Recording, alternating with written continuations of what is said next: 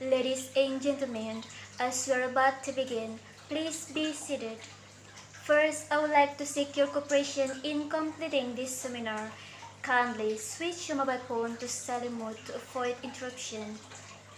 Thank you for your kind cooperation and attention. Good evening, ladies and gentlemen. Welcome to Harvard University. Welcome to Performance Hall and welcome to big seminar event in this year. My name is Unnyta Ika Lucia. It's precious chance for me to be your master of ceremony on this very special occasion. The seminar about failure and opportunity. Ladies and gentlemen, before we come to the main session, let us start by praying first, so the event that we will hold on this day will run well without any obstacle at all. Pray with individual belief. Begin.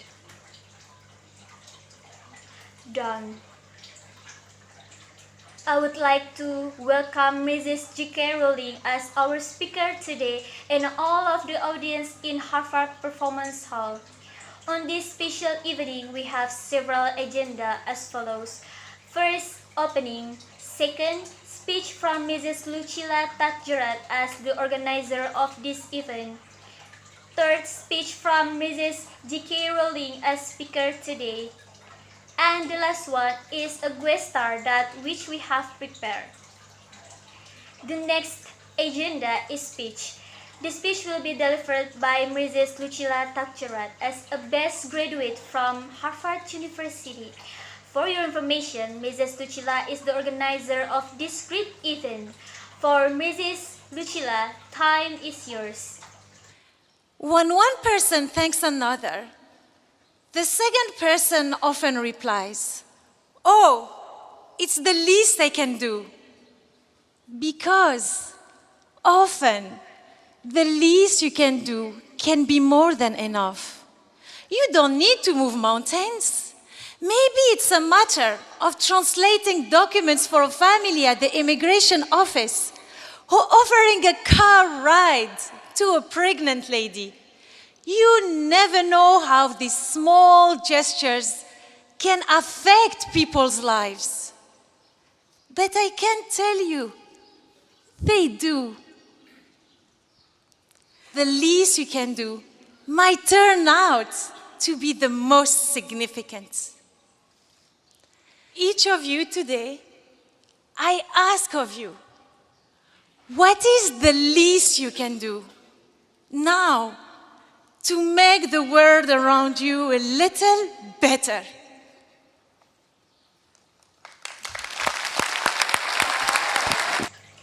The least you can do can bring true change. You have been blessed in your lives with small gifts that made a big change.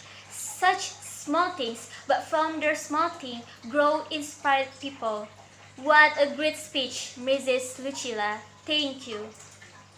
The next is main lecture from Mrs. JK Rowling. She is one of the world's best writers who has faced phases of failure. How Mrs. JK Rowling handled it? Mrs. JK Rowling, time is yours. So I think it fair to say that by any conventional measure, a mere 7 years after my graduation day, I had failed on an epic scale. An exceptionally short-lived marriage had imploded, and I was jobless, a lone parent, and as poor as it is possible to be in modern Britain without being homeless. The fears that my parents had had for me and that I had had for myself had both come to pass. And by every usual standard, I was the biggest failure I knew. Now, I'm not going to stand here and tell you that failure is fun. That period of my life was a dark one, and I had no idea that there was going to be what the press has since represented as a kind of fairy tale resolution. I had no idea then how far the tunnel extended, and for a long time, any light at the end of it was a hope rather than a reality. So why do I talk about the benefits of failure? Simply because failure meant a stripping away of the inessential. I stopped pretending to myself that I was anything other than what I was, and began to direct all my energy into finishing the only work that mattered to me. Had I really succeeded at anything else, I might never have found the determination to succeed in the one arena where I believed I truly belonged. I was set free because my greatest fear had been realized, and I was still alive, and I still had a daughter whom I adored, and I had an old typewriter and a big idea. And so rock bottom became the solid foundation on which I rebuilt my life. You might never fail on the scale I did, but some failure in life is inevitable. It is impossible to live without failing at something, unless you live so cautiously that you might as well not have lived at all, in which case you fail by default. Failure gave me an inner security that I had never attained by passing examinations.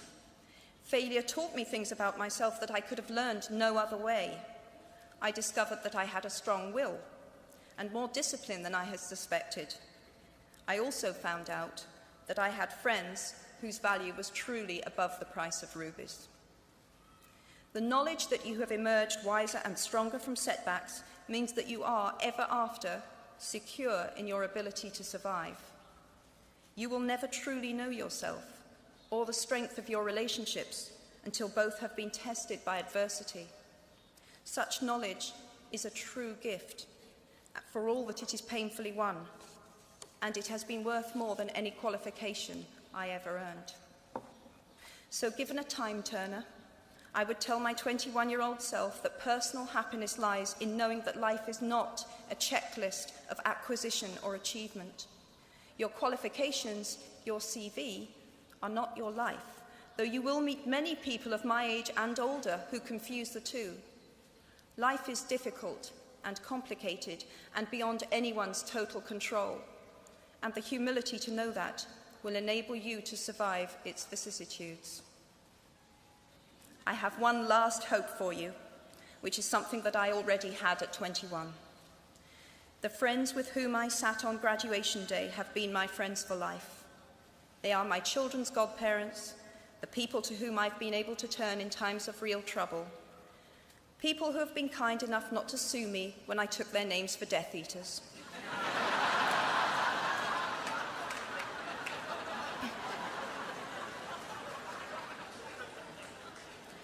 At our graduation, we were bound by enormous affection, by our shared experience of a time that could never come again, and of course, by the knowledge that we held certain photographic evidence that would be exceptionally valuable if any of us ran for Prime Minister.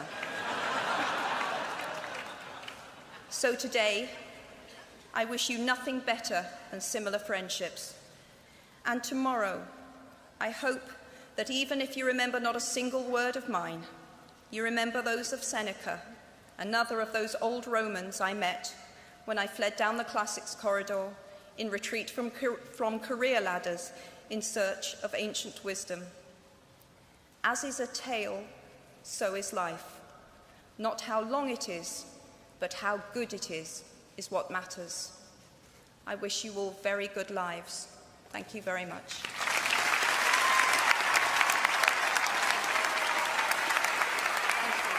Failure is a new way or another level to open the door of opportunity.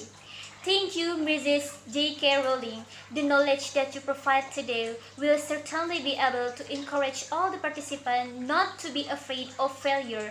The importance of failure turns out to be a provision to open new opportunities.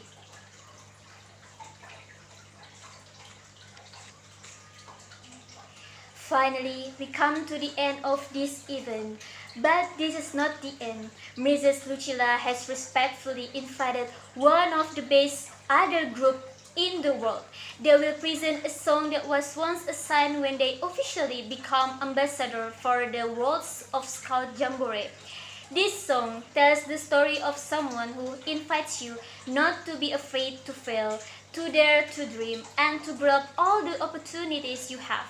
Welcome, NCT DREAM. Don't tell me about your dreaming. I believe I was there too. Understand.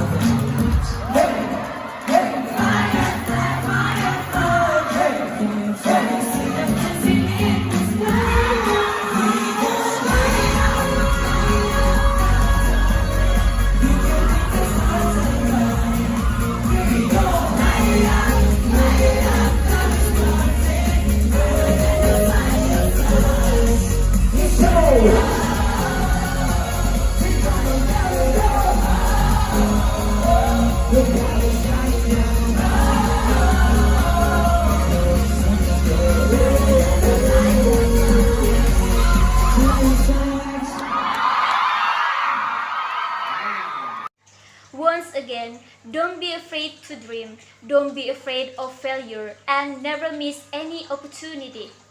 Well, ladies and gentlemen, thank you very much for your coming and your nice attention. Good evening and see you.